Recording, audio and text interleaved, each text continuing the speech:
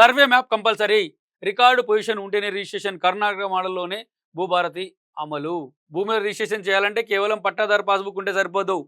కానీ ఇదైతే చాలా పకడ్బందీగా తీసుకొచ్చింది. ఇది అందరికీ కొనుగోలుదారులకు, రైతులకు మోసం మోసం మోసం చేసేవాళ్ళు చాలామంది ఉన్నారు. ఇక్కడ ఏం చేస్తారంటే ఓన్లీ పాస్‌బుక్ పట్టుకొస్తారు. జాగా ఏముందో ఉంటే ఇది ఇదే అని చూపించేసి అమ్మేసి మోసాలు చేసే ముఠాలు చాలా ఉన్నాయి. అసలు దొంగలు చాలామంది ఉన్నారు. వాళ్ళందరికీ వాళ్ళ మోసాలకు వాళ్ళ కుట్రలకు అడ్డుకట్ట పడాలంటే కంపల్సరీ సర్వే మ్యాప్ కంపల్సరీ అనేది ఒక ఆప్షన్ తీసుకొచ్చారు. ఇది 100% వ్యక్తిగతంగా నేను కూడా రైతు బిడ్డని. నేను కూడా సమర్థిస్తున్నాను. 1000% సమర్థిస్తాను దీన్ని. ఎందుకంటే లేని పాస్‌బుక్ ఓన్లీ రికార్డ్ చూపిస్తారు. జాయ్ ఎక్కడ ఉండదు. అమ్ముకుంటారు. వాడు తర్వాత కొన్నోడు నరకం చూస్తాడు. అట్లాంటివి జరగొద్దు అంటే ఇప్పుడు నేను కూడా ఒక రైతును. పక్కన భూమి కొనాలంటే అది అసలు రికార్డ్ ఉందని తీసుకొని కొనుక్కుంటే తర్వాత వీడంటే నాదంటాడు, వాడొచ్చి నాదంటాడు, వాడొచ్చి నాదంటాడు. అలా కాకుండా ముందు కొనేటప్పుడే సర్వే చేసి దానికి మ్యాప్ వేసి దానికి ఒక బుధార్ నంబర్ ఇచ్చి రిజిస్ట్రేషన్ చేస్తే పొజిషన్ మీదకి వెనక రిజిస్ట్రేషన్ చేస్తే ఇలాంటి గొడవలు ఉండవు కదా.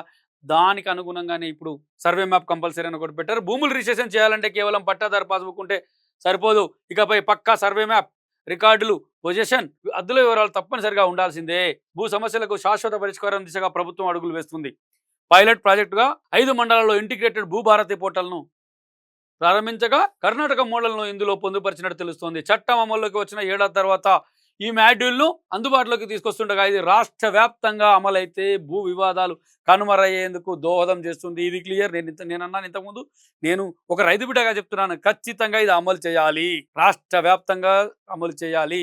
ఇదొక మంచి ఆలోచన. ఇదొక మంచి మాడ్యూల్ పెడితే భవిష్యత్తులో కూడా ఎలాంటి వివాదాలు లేకుండా ఉంటాయి. ఎందుకంటే కొనేటప్పుడే పొజిషన్కి వెళ్తాము. అప్పుడు తెలిసిపోతాయి అది ఏంటి, దాంట్లో ఏముంది గొడవ, తర్వాత అసలు కరెక్టే ఉందా దాని హద్దు, ఈ సర్వే చేస్తాం కాబట్టి ఇది అదేనా కాదా అన్నీ తెలిసిపోతాయి. కాబట్టి ఇంకా భవిష్యత్తులో వివాదాలు ఏర్పడే అవకాశమే ఉండదు. కాబట్టి ఇది తీసుకురావాలని చెప్పేసి నేను కూడా మనస్ఫూర్తిగా తీసుకొచ్చారు కాబట్టి మనస్ఫూర్తిగా ఇంకా దీన్ని అభివృద్ధి చేయాలని కోరుకుంటున్నా.